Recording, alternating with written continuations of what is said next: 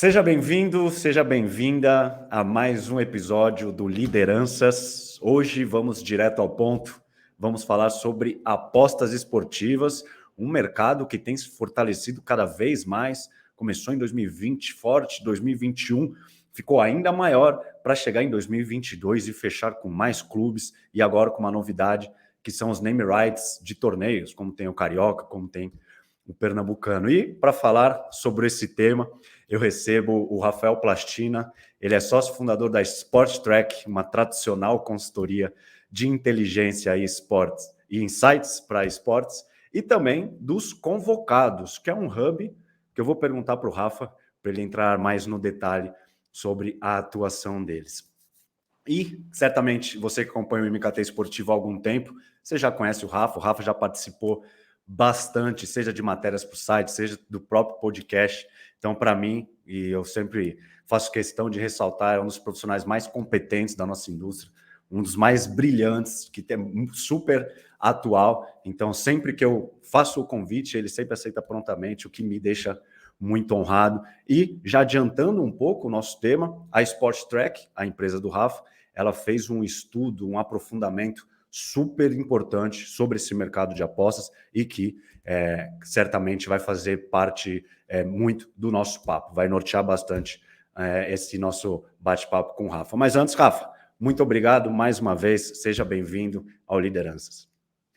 Edu, obrigado. Bom dia, boa tarde, boa noite a você, a sua audiência. É sempre uma honra, um prazer participar das iniciativas do MKT Esportivo, aprendendo sempre e dividindo um pouco do conhecimento que a gente acumula e acumulou ao longo desses 22 anos de mercado e que a Sport Track sempre oxigena o nosso conhecimento a cada estudo que a gente coloca no mercado e a cada novo conteúdo que a gente investiga. Então, estou aqui com o maior prazer, o maior carinho para conversar com você e sua audiência.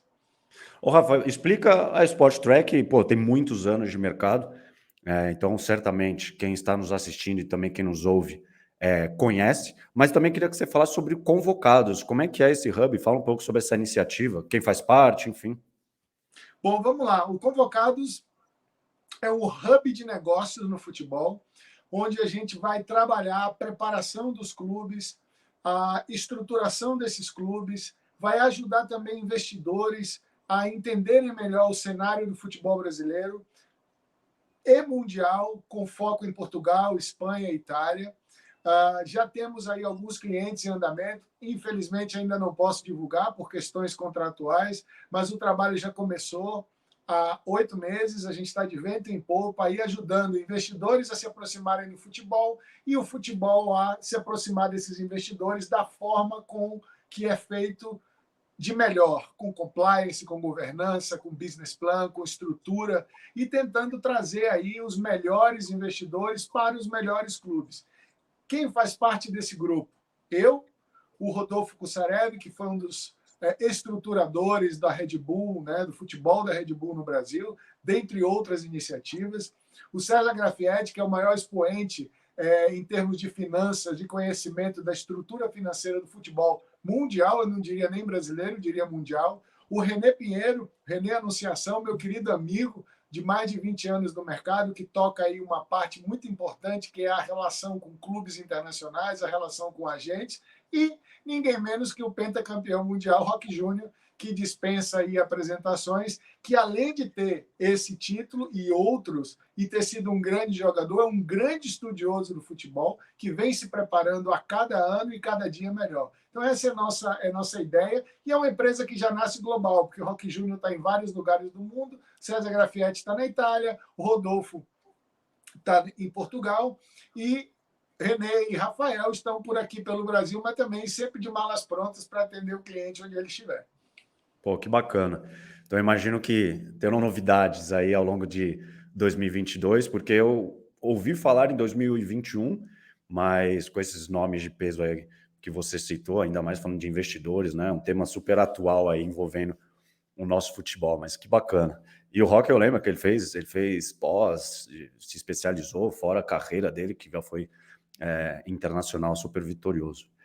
Rafa, então vamos lá. De imediato, como é que você tem visto esses diversos acordos de casas de apostas, né?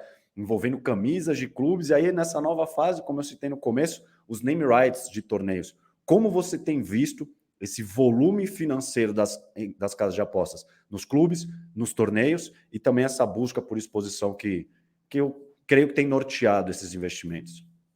Edu, eu vou pegar o gancho da busca por exposição para começar essa explanação. Tá? Você pergunta como eu tenho visto esse cenário, esse ecossistema. A melhor resposta parece evasiva, mas a melhor resposta para iniciar o debate é depende. Por que depende? Porque depende do objetivo da marca, depende da capacidade de investimento, depende do produto dela, depende da maturidade do segmento, depende, no final de tudo, do que ela efetivamente quer. E aí vem uma confusão, uma nuvenzinha cinza que acompanha esse mercado de patrocínio, e a gente acompanha ele há 22 anos, que é quando você fala de uma marca que precisa da visibilidade, alguém levanta a mão e diz, não, mas ela tem que ativar. Aí o outro vem, não, mas ela tem que fazer relacionamento. Não, mas ela tem que vender. No final é tudo. Mas esse quebra-cabeça tem peças que vêm antes e tem peças que vêm depois, dependendo, de novo, da marca, do segmento e do nível de maturidade. E para falar sobre isso, para falar sobre essa guerra de territórios, porque no final patrocínio ao esporte é um grande jogo de war. Né? Você tem os bloqueios de mercado tradicionais, uma marca de material esportivo está em um, não pode estar no outro, uma marca de cartão de crédito está em um, não pode estar no outro, cerveja, etc. Mas no mercado de apostas, essa exclusividade de segmento ela não existe. Então, o cenário de apostas é interessante por duas coisas. Não há exclusividade e é um território muito novo no Brasil. O brasileiro não tem cultura de apostas. A gente aposta nas loterias do governo, nas loterias esportivas, e mesmo assim, uma parcela pequena da população, a gente vai ver isso um pouco mais para frente. Tá? Então, se a marca é jovem ou nova, se o segmento é jovem ou novo, é natural que as marcas procurem mais visibilidade no começo. Tá? E elas procurem esportes que tenham um trinômio fatal na construção de marca, que é frequência, volume e alcance. Alcance de pessoas, muita gente. Frequência é a quantidade em que o volume acontece, ou seja, todo dia muito conteúdo sobre aquele esporte. Então, quando há essa equação, marca jovem, mercado novo, alcance, volume e frequência, o futebol aparece aí como o oceano azul. O problema é o que acontece quando esse oceano azul acaba estando aí muito povoado de marcas. Será que ele fica vermelho? Será que ele se mantém azul? E aí a gente tem o cenário macro do futebol para entender. Por exemplo, estudos lançados recentemente no mercado indicam que em 2017, 87 marcas diferentes patrocinaram os principais clubes no Brasil. Em 2021, esse número já subiu para 172 marcas, em geral. Então, de cara, esse oceano parece que já está com muito peixe. Eu não sei se ele está vermelho, mas já tem muita marca. E aí, a lembrança mais importante desse cenário de comunicação e marketing. A marca, quando patrocina, ela entra no conteúdo, é verdade, me parece que é melhor do que o intervalo comercial, mas ela não passa a sua mensagem de forma exclusiva. Ela constrói a sua marca de forma subliminar, Edu. Então, ela é parte de um contexto. Constrói, o ponteiro mexe, ela passa a ser lembrada, ela passa a ser desejada e ela passa a ser consumida. Mas aí você tem um caminho a percorrer para chegar no final de tudo, que é ser conhecida, desejada e consumida. Bom, mas olha a quantidade de marcas que você citou. E aí, como a gente, né, profissionais, sempre pensam nessa questão de ativação, nessa palavra tão utilizada, tão banalizada, mas como ir além? Então, olha quantas marcas você citou. Porque o objetivo de uma casa de apostas, vamos lá, é ter mais apostadores, né? O que eu tenho visto hoje em dia é uma guerra por bônus. Ah, você deposita tanto, a gente dobra, por Pix é assim, enfim. Cada uma tem o seu jeito de atuar.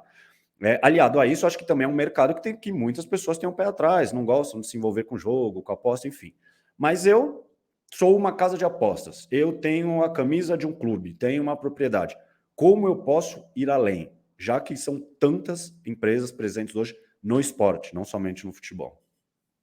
Tá bom, eu vou inverter um pouco a ordem aqui que eu tinha preparado para mostrar o cenário da pesquisa. Tá? Vou dar 2 números.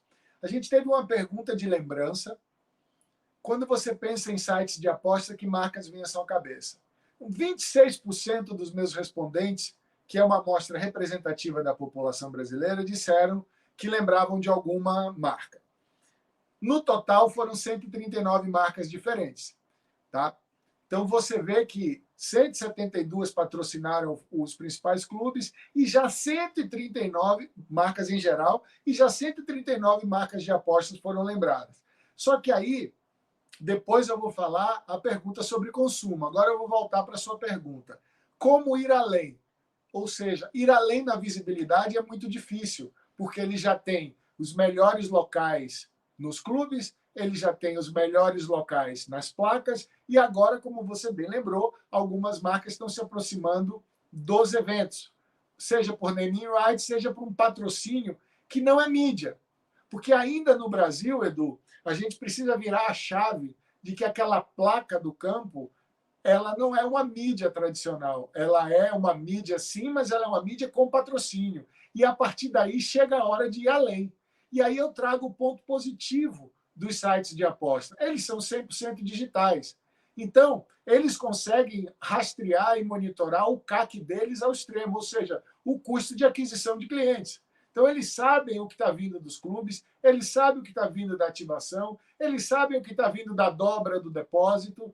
Então, existe um trabalho importante que esses sites fazem dentro de casa, de análise, de inteligência, de estratégia, mas, lamentavelmente, 99,9% desse trabalho fica em casa.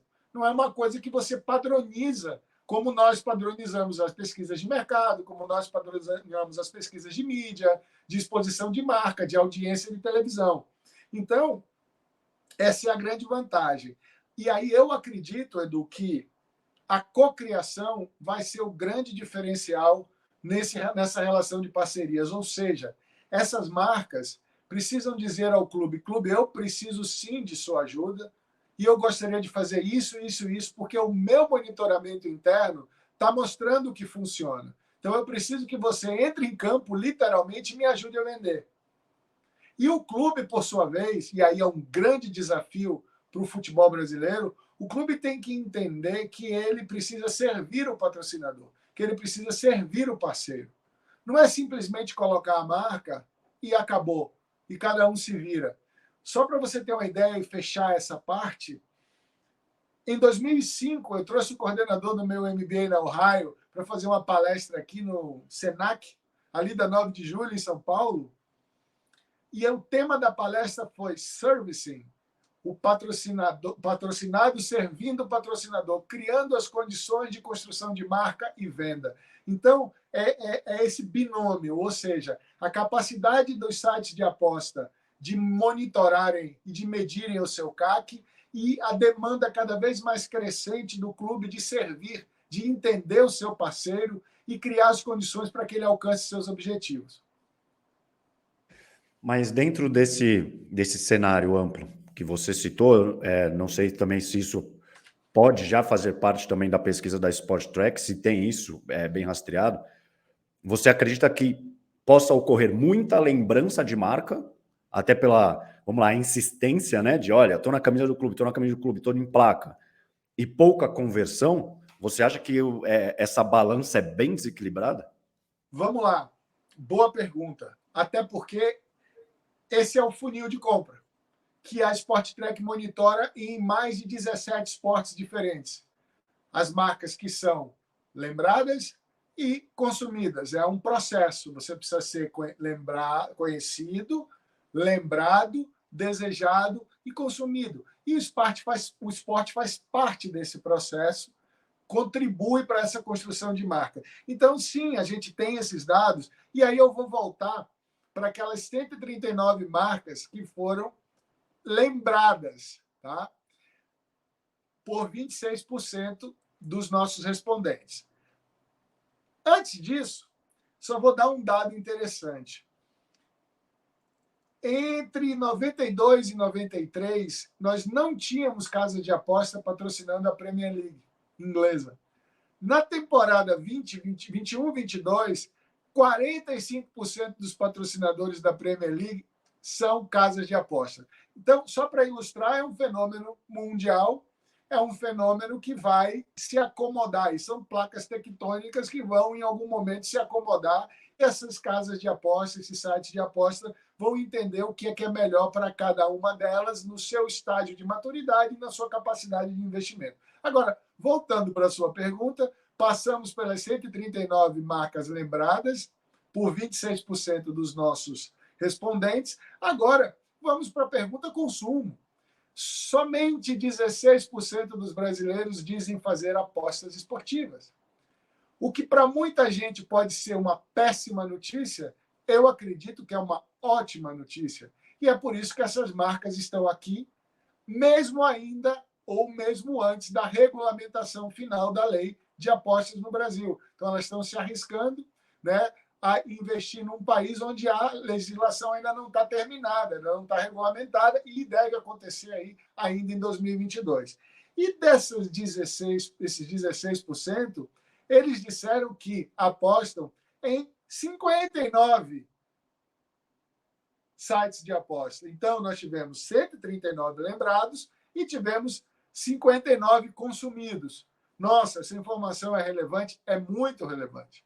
Porque eu sei quais são essas marcas. As 139 lembradas e as 59 consumidas. E aí vem aquela pergunta que não quer calar. Qual é a relação de lembrança versus consumo? E aí, você já foi direto para essa pergunta. Eu trouxe aqui um dado engraçado.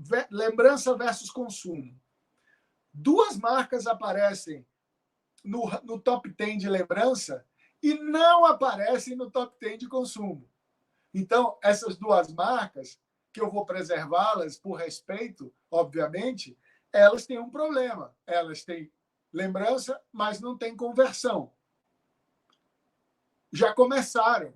É importante agora transformar essa lembrança em desejo e essa lembrança em consumo. 5 marcas têm mais lembrança que consumo. Opa! Elas estão no top 10, tanto de lembrança quanto de consumo. Precisam calibrar o consumo, precisa subir um pouco o consumo. E 3 marcas têm mais consumo que lembrança. Esse acaba sendo, se você fosse olhar na ponta do lápis, o cenário ideal. Não lembra de mim não, mas me consome. Tá? Compra aqui o meu, faz aqui a minha aposta e vive aqui no meu ambiente. Então, Edu, esse é o nível de informação que o mercado pode oferecer, tá, para o mercado de apostas. Então, o dado está aqui, as marcas são essas, a lembrança é essa. E aí, com outros dados do mercado, Edu, dados que a gente chama de desk research, né, dados secundários, você começa a buscar quem patrocina quem, né? E aí começa a ver, dentro de outro bloco de dados que a Sport Track tem, que a gente pode conversar um pouco agora, quais são os clubes que trazem mais apostadores na sua base de torcedores? Quais são os esportes que trazem mais apostadores na sua base de fãs e praticantes? A Sport Track tem esse dado também. Então, isso é muito legal, porque quando você traz o dado de fora, que é o dado do patrocínio, aí você diz, opa, aquilo que a gente sempre teve dúvida, o mercado já sabe. Patrocinar faz o ponteiro do consumo mexer. Aí cabe a esse mercado se aquecer e se modernizar do ponto de vista de maturidade e passar a trazer essa inteligência, esse planejamento estratégico para a prática.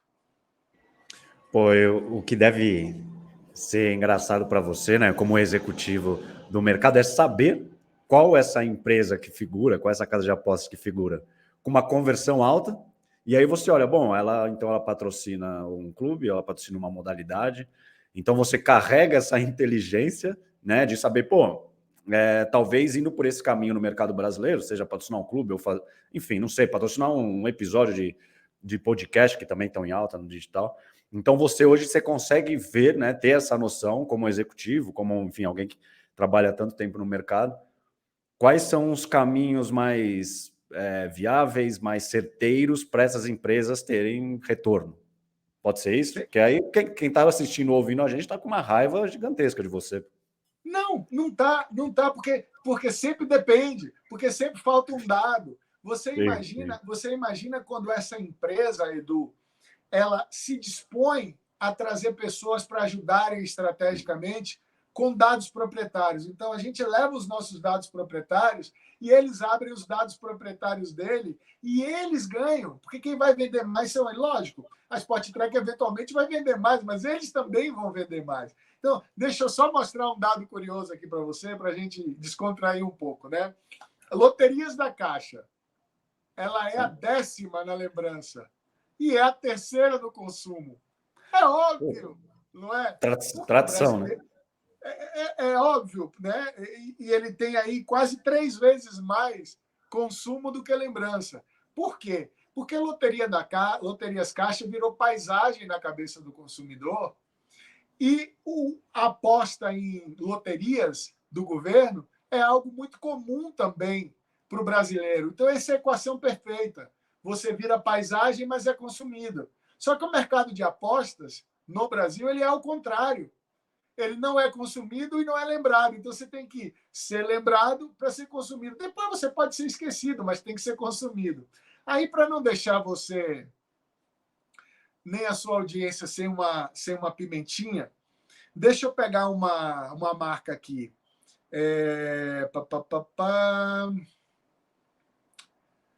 Deixa eu ver. Vou pegar aqui uma que tem menos lembrança e mais consumo, tá?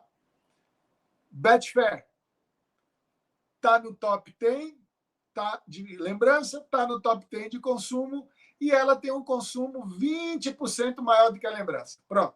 Esse é um dado relevante e real. Dei 2. Loterias da Caixa, porque é icônico, é emblemático, e peguei uma marca para dividir com vocês a relação lembrança-consumo. Pô, bacana isso, porque eu até vou pegar um gancho em algo que você falou agora há pouco. Se você tem essa relação de a empresa patrocina o clube, então ela é mais lembrada ou mais consumida entre os torcedores daquele clube. Uma Sportsbet Show no São Paulo, um Galera Bet no Corinthians, estou dando um exemplo. Ou uma Betfair que patrocina torneio. Tem esse paralelo de falar assim, eu ia falar até a PixBet no Flamengo, mas ela acabou de chegar. Então você consegue ver então se você consegue ver se tem essa relação de patrocinar o clube X, os torcedores vão consumir mais. Edu, tem. Esse é o ponteiro que eu digo que mexe. Eu trouxe alguns exemplos aqui para a gente debater em cima, mas você falou uma palavra mágica aí sobre dos patrocínios. Não, essa aqui eu não vou falar porque acabou de chegar. Bom, a última variável desse bolo, talvez a cereja, é a palavra mágica que eu repito, acho que as pessoas já estão meio cansadas disso, de ouvir, inclusive, é continuidade.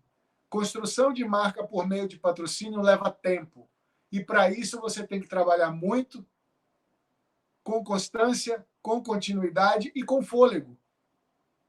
Tá? Então, o que eu trouxe aqui do futebol? Bom, logo de cara, eu te digo o seguinte. Futebol.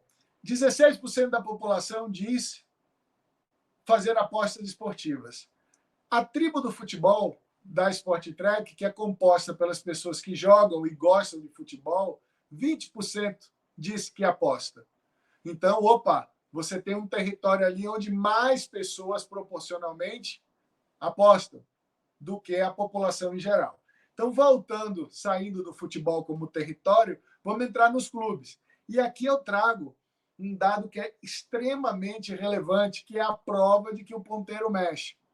Quando você pega os clubes que mais têm apostadores em sua base de fã, são justamente os clubes que tiveram um patrocinador master de apostas há mais tempo. Isso não é coincidência. E eu explico por que não é coincidência. Porque as nossas perguntas são espontâneas. Lembre-se, você torce para algum time de futebol? Sim ou não? Qual? você lembra de alguma marca de apostas? Sim ou não? Se sim, qual? Você aposta, sim ou não? Se sim, em que site de apostas? Depois nós fazemos esse cruzamento. Então, o que a gente percebeu? Que no Santos, por exemplo, 25% do torcedor diz que faz apostas esportivas. Então, ele está acima da população, que é 16%, ele está acima do futebol, que é 20%, correto? Com 25%, e ele teve por um bom tempo a casa de apostas como patrocinadora master. Ah, Plastina, mas isso pode ser uma coincidência. Ok, então vamos pegar o Bahia, que também foi patrocinado pela casa de apostas e por mais tempo. 33% dos torcedores do Bahia disseram fazer apostas esportivas. Então, está acima da população, acima do futebol e acima do Santos. Então, teria outros exemplos para dar, mas esses são dois exemplos muito contundentes que mostram o seguinte: patrocínio master. Estou falando um caso específico do futebol do clube, que é o maior patrocínio um clube de futebol, é o patrocínio master. Com continuidade, gera lembrança, gera desejo e gera consumo. Até porque essa marca que eu acabei de citar era top 2, top 3 dentro dos torcedores, tanto de Santos quanto de Bahia. Aí ela fez a lição de casa muito bem, porque ela renovou, né, para esse ano. Então, mais um ano a casa de apostas vai estar com o Bahia. Então, talvez ela, não sei, tenha acesso aos dados, ou ela já tem isso tendo sentido internamente esse retorno dos torcedores e renovou por mais um ano. Só uma novidade aí.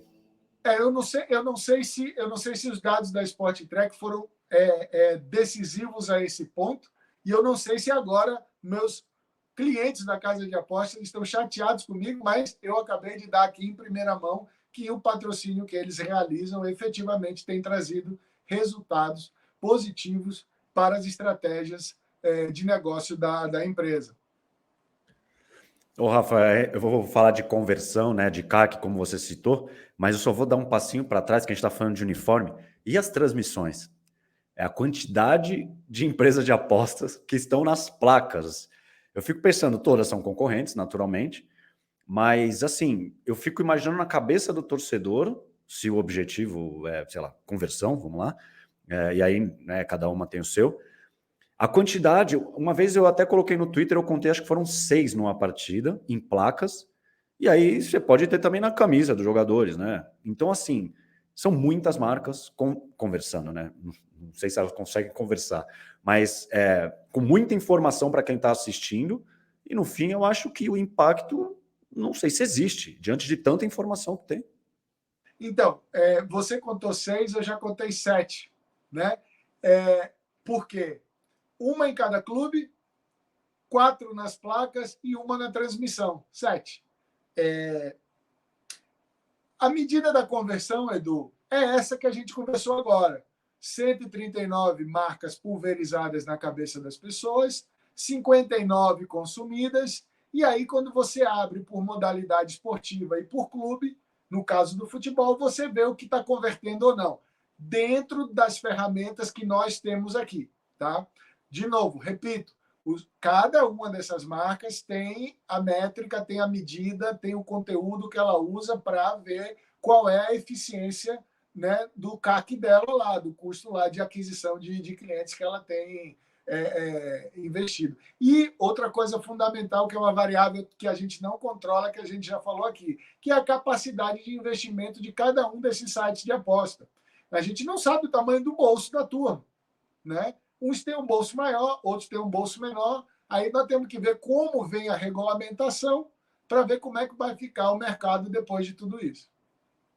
E você acha que com essa regulamentação, o número de casas de apostas pode aumentar no Brasil, sendo criadas aqui? Ou você acha que assim, só os fortes sobrevivem? Vão ficar quem já está construindo marca atualmente, patrocinando um torneio, clube, enfim, depende da plataforma? Ou você acha que possa existir tração para quando regulamentar aqui no Brasil, sejam criadas casas de apostas essencialmente brasileiras e aí possam aumentar os investimentos, não somente no futebol, mas aí também indo para as outras modalidades? Olha, eu não tenho opinião formada sobre esse tema, porque é outra equação complexa, mas eu já conversei com advogados especialistas no ramo, já conversei com empresas do mercado, acompanho o mercado de patrocínios há muitos anos. Acredito que, dependendo da carga tributária, dependendo de como essas casas vão ser tributadas, eu acredito que algumas podem até sair do mercado. As garantias que vão ser exigidas pelo governo, né, podem também afastar algumas dessas casas.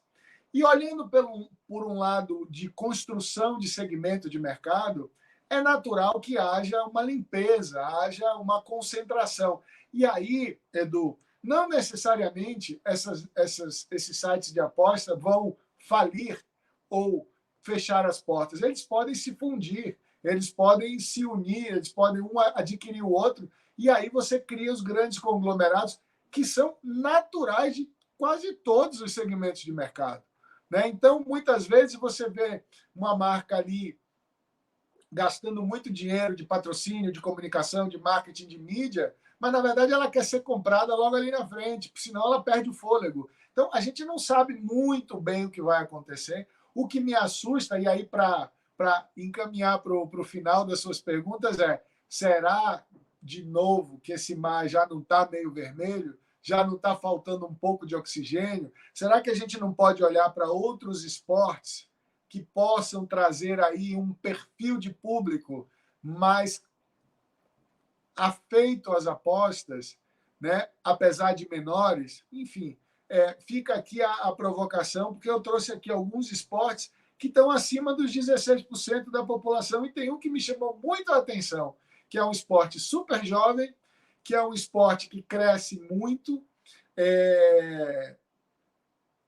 e que é digital, que são os games, né? Que a gente rotulou na nossa tribo como esportes. Então, aqueles caras que jogam os games e aqueles caras que acompanham as competições de esportes, 28% deles disseram que fazem apostas esportivas. Olha que maravilha! Um segmento altamente digital, que é o segmento de apostas, conversando com o segmento ultra digital e ultra jovem, que é o segmento de games. Então, assim, só um exemplo para sempre dar aqui aquela provocada e apimentar um pouco o conteúdo de outros territórios que podem ser olhados, né,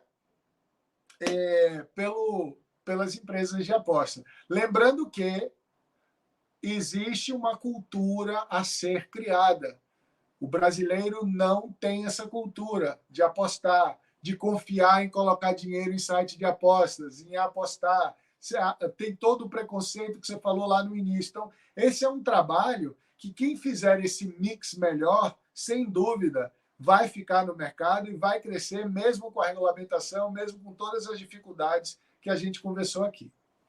Pô, perfeito, que legal sobre isso dos esportes, porque já tem algumas umas casas patrocinando, elas acabam patrocinando as organizações maiores, mas bem legal isso. E, Rafa, eu vou voltar na questão do CAC que você falou, que eu acho muito curioso isso, porque é o que você falou, né? A aposta é número, né? Número mesmo, é investimento, é retorno, é perder, perdeu tanto, ganhou quanto, né? É muito mensurável, muito rastreável. E acho que isso pode transformar aí essa relação entre patrocinador e patrocinado, né? Entre clube e marca. E mesmo eu aqui assumindo uma posição imparcial, eu vejo sim como um diferencial e algo que tem que ser exigido nessa relação, né, entre organização esportiva e a casa que vai patrocinar. Eu queria que você falasse sobre isso mesmo, sobre se você também enxerga isso como um diferencial, né, se é algo tão mensurável, né, e que isso também é um diferencial também do digital, né, de uma maneira geral, e se isso atua diretamente na construção de marca dessas empresas.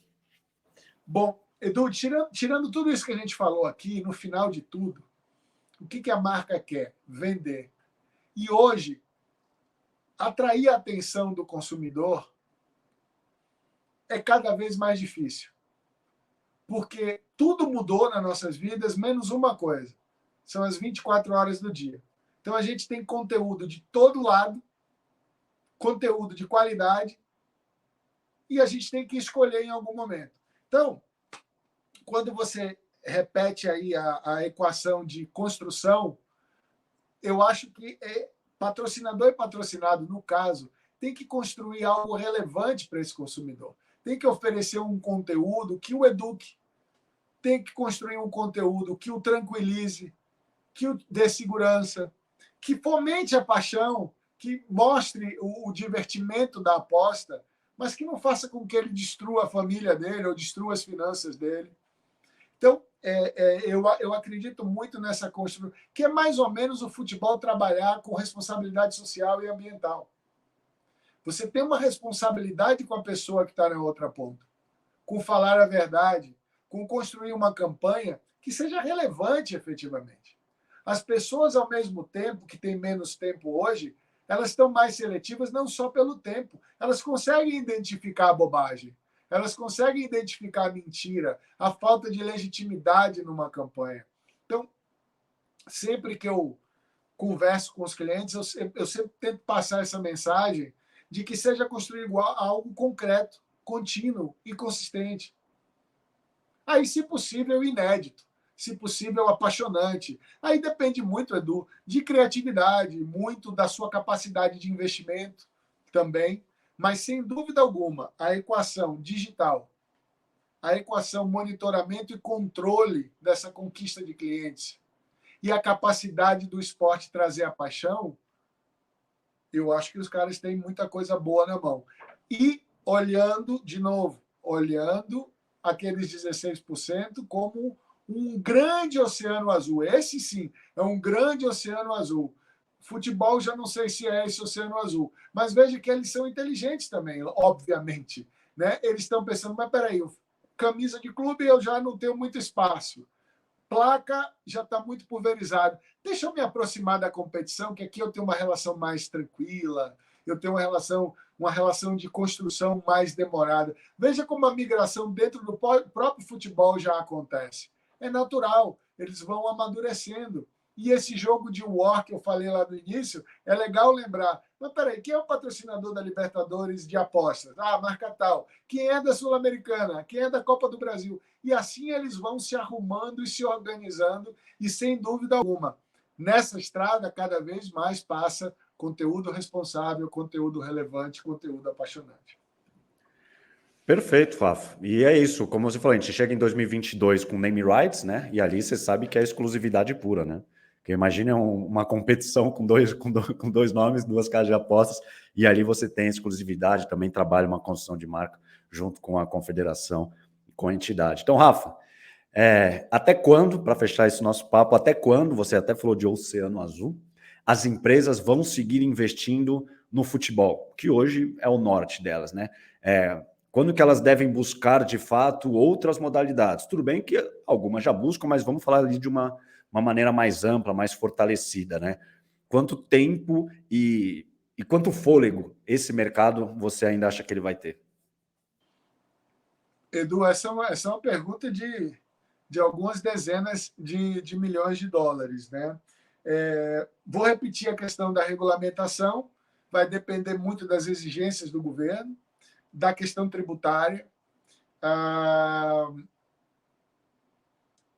Acho que vai haver, em algum momento próximo, uma regulação para baixo, né, dos valores investidos em FII de patrocínio, talvez implementação de questões de premiação, tá, por meta, fazendo com que os clubes e os outros patrocinados trabalhem junto nessa construção. Eu mesmo adoro a premiação, tá?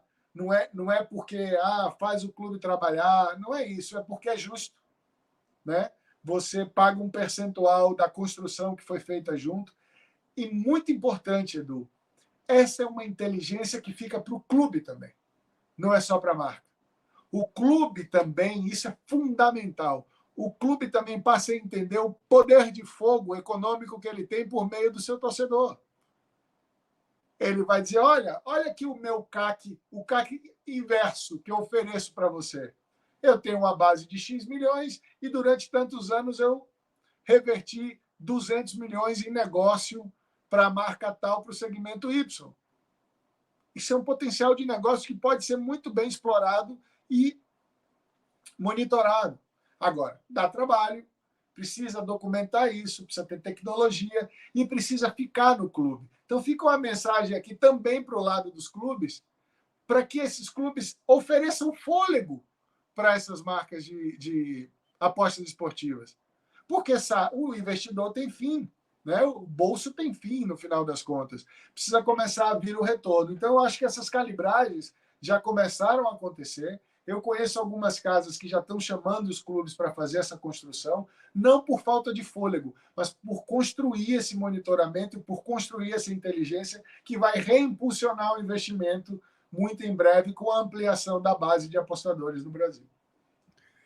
Perfeito. Pô, Rafa, muito obrigado pela sua participação, mais uma, no caso, e pô, você abrilhantou ainda mais com dados, né? Que é o que eu acho que é fundamental, que é muito mais concreto e muito mais palpável. Então, se alguém de alguma casa de apostas nos ouviu ou nos assistiu, sabe que riqueza de detalhes você tem, de consumo, de lembrança, enfim. Então, eu quero agradecer mais uma vez sua participação e, se quiser deixar um último recado, você sabe que o espaço, não somente hoje, mas é seu. Olha, a gente ouve muito recentemente, porque o conteúdo é o novo petróleo, porque o dado é o novo petróleo. Gente, dado e conteúdo é o novo petróleo há mais de 20 anos, sempre foi, há 40 anos. Sempre foi, o conteúdo é mais do que relevante, dado é mais do que relevante em todos os momentos, e eles se complementam. Não é porque temos rede social hoje que a inteligência foi toda para a rede social. O mercado ainda é muito importante, o mercado também precisa da rede social. É um ecossistema que se alimenta. Não é um parasitismo, é uma simbiose. Então, eu acho que o mercado ele tem que ser mais generoso com os seus players, com os seus parceiros, porque só assim essa construção vai acontecer. E fica aí essa mensagem, especialmente para os clubes, para as competições, que sirvam os seus parceiros, que mostrem o potencial dos seus fãs em geração de negócio, sempre de forma legítima, consistente e relevante para esses fãs. A você, Edu, meu carinho eterno, minha amizade, vida longa ao MKT Esportivo e a sua audiência, sempre que precisar, estou por aqui com o maior carinho, maior atenção para vocês. Muito obrigado. Obrigado demais, Rafa. Sempre um prazer, uma honra. E a você que ficou até o final, meu muito obrigado. Mais uma vez, um convidado referência, um tema super atual que só o Lideranças tem a oferecer. Muito obrigado e até a próxima. Tchau.